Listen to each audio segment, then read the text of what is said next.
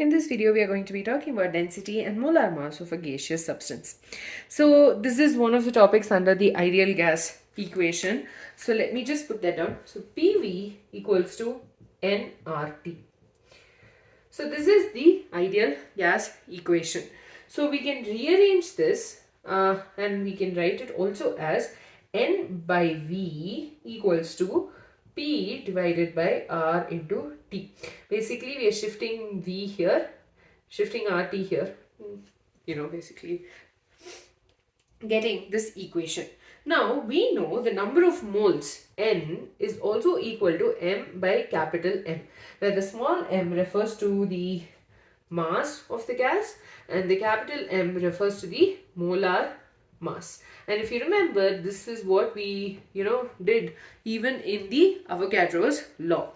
So m small m by V into capital M equals to P divided by R into T. Now we know mass by volume is equal to density. So M by V equals to density. So D by capital M equals to P divided by R into T. And now when we rearrange this, we can calculate the value of the molar mass equals to D, that is the density, into R into T, which is the universal gas constant, into the temperature divided by pressure. That is the relation of density and molar mass of a gaseous substance. So M equals to dRT by P. So basically we are incorporating the value, we're first rearranging it, the gas equation and getting N by V equals to P by RT. So N equals to M by M, where M, the small m refers to the mass and the capital M refers to the molar mass.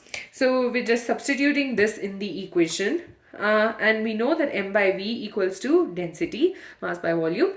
And so we basically got both the values in the heading, that is density and the molar mass of the gas in the equation, and the molar mass equals to dRT by P. With that, we're done with this particular topic. In the next video, we'll be talking about Dalton's law of partial pressures.